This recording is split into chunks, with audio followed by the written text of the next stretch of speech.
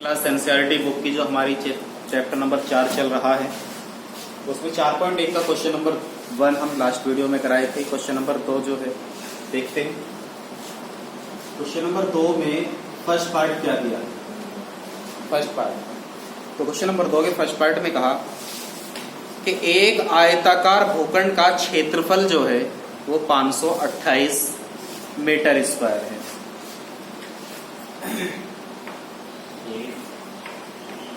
आयताकार भूखंड का जो क्षेत्रफल है वो कितना है, 528 मीटर स्क्वायर। फिर कहा क्षेत्र की लंबाई जो है वो चौड़ाई के दुगने से एक अधिक है। क्षेत्र की जो लंबाई है वो चौड़ाई के दुगने से एक अधिक है। सपोज दैट वो आयताकार जो भूखंड है वो कुछ इस तरीके से मान लो, ठीक है, ये इस तरीके से। इसमें क्वेश्चन में क्या कहा कि क्षेत्र की जो लंबाई है, अब लंबाई तो ऐसे हुई, जो लंबाई है वो उसकी चौड़ाई से, वो उसकी चौड़ाई से, चौड़ाई क्या हुई, ये हुई चौड़ाई से क्या है, दुगने से एक अधिक है। यानी कि जो लंबाई है वो चौड़ाई के दुगने से एक अधिक है। यदि मान लिया जाए कि इसकी चौड़ाई जो है वो x मीटर की है, तो लंबाई कितनी कहा कि लंबाई जो है वो चौड़ाई के 2 गुने से, तो चौड़ाई क्या है x, इसके 2 गुने से एक अधिक है। बात समझ गए ना। उसने कहा एक आयताकार भूखंड है जिसकी लंबाई जो है वो चौड़ाई के 2 गुने से एक अधिक है। तो हमने क्या काम किया, हमने मान लिया कि उसकी जो चौड़ाई थी वो क्या है, x मीटर की है। तो लंबाई क्या बन गई, चौड़ाई के 2 गुने से क्या, एक अधिक, तो 2x प्लस के स्क्वायर। और क्षेत्रफल का फॉर्मूला क्या होता है, लंबाई गुना चौड़ाई, दोनों की गुना हो जाएगी, दोनों की गुना करके कितना बना है, 528। अब इसे सॉल्व करते हैं। माना आयताकार भूखंड की जो चौड़ाई है वो कितनी है, x मीटर की है, तो इसकी लंबाई कितनी हो जाएगी, लंबाई होगी चौड़ाई के 2 गुने से एक अधिक। बात क्लियर होगी। अब चलते हैं हम यहाँ, क्योंकि उसने दिया था एक आयताकार भूखंड का क्षेत्रफल जो है वो कितना है, 528 है। जबकि क्षेत्रफल का फॉर्मूला क्या होता है, लंबाई गुना चौड़ाई। लंबाई कितनी है हमारे पास में, 2x प्लस 1। चौड़ाई कितनी है हमारे पास में, दोनों की गुना करके क्या बनता है, कुल क्षेत्रफल, और कुल क्षेत्रफल उसने कितना दिया, 528। बात समझ में आ गई। x की गुना 2x में करेंगे तो 2x स्क्वायर, और x की गुना 1 के साथ करेंगे तो x बराबर में कितना, 528।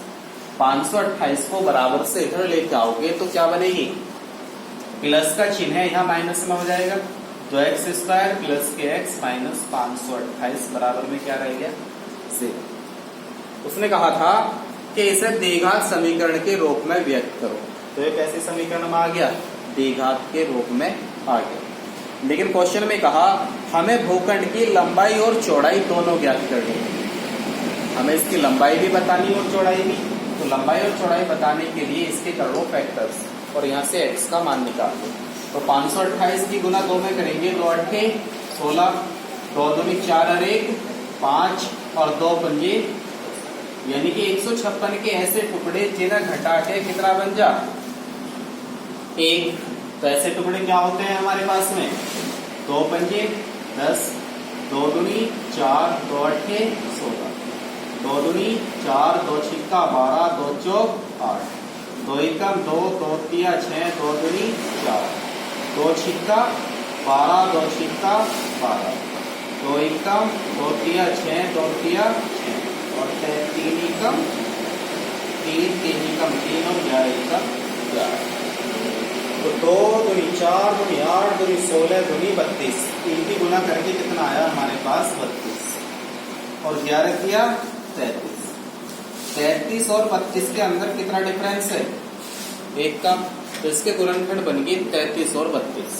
तो ऐसा लिखेंगे 2x² प्लस के 33 माइनस के 32 x माइनस के 528 बराबर में कितना हमारे पास 0। x के अंदर गुना करेंगे 2x² प्लस के 33x माइनस के 32x माइनस 528 बराबर में कितना हमारे पास 0। अब यहां से कितना कॉमन आ गया, x क्या बचा 2x प्लस के 33। यहां से कितना कॉमन आया माइनस के 32, हमारे पास बचा 2x 32 नहीं, हमारे पास कॉमन आ रहा है इसमें 16। तो यहां पे बचा हमारे पास में 16 दूनी 32 माइनस माइनस प्लस 16 तिया 48 और 16 तिया 48 बराबर में कितना 0। अब ध्यान से देखो दोनों में से कितना कॉमन आया 2x प्लस के 33, हमारे पास बचा x माइनस के 16 बराबर के 0। अब रखेंगे हम इसमें से यदि, तो इस वाले को यदि नहीं रखना, इसे यदि रखेंगे। यदि x माइनस 16 बराबर 0 है तो x बराबर कितना हो गया 16, यानी कि उसकी जो चौड़ाई है वो कितनी है 16 मीटर की है। तो चौड़ाई अगर उसकी 16 मीटर की है, चौड़ाई कितनी है उसकी 16 मीटर की है, तो लंबाई क्या थी 2x प्लस 1, तो लंबाई 2x प्लस 1 थी, तो 16 गुना 2 गुना 16 प्लस 1, 16 दूनी 32 प्लस 1 32 अरे कितनी होगी 33, तो वो कितनी है इसकी लंबाई 33 मीटर की। चलते हैं इसके सेकंड पार्ट पे। सेकंड पार्ट में इसने हमसे क्या कहा, बात करते हैं सेकंड पार्ट की। सेकंड पार्ट में कहा दो क्रमागत धनात्मक पूर्णांकों का गुणनफल 306। दो क्रमागत धनात्मक पूर्णांकों का क्रम से आने वाली संख्या, सपोज दैट। अब वो कैसी संख्या की बात कर रहा, वो ऐसी संख्या की बात कर रहा है यदि पहली संख्या 3 है तो दूसरी होनी चाहिए 4, पहली 6 है तो दूसरी होनी चाहिए 7, पहली 7 है तो दूसरी होनी चाहिए 8, यानी कि 1 से जस्ट अगली वाली नेक्स्ट क्रमागत कहलाओगे। तो मान लो अगर उसकी पहली माना दो क्रमागत संख्याएं जो है, माना तो क्रमागत संख्या जो है, अगर एक संख्या x हो जा तो दूसरी क्या होनी चाहिए x प्लस 1। अभी तो बताया अगर एक संख्या 3 है तो दूसरी क्या होगी 4, एक ज्यादा। अगर एक 6 है तो दूसरी क्या होगी 7, एक ज्यादा। अगर एक 7 है तो दूसरी क्या होगी 8, यानी कि एक प्लस हो जा अगली वाली संख्या के लिए।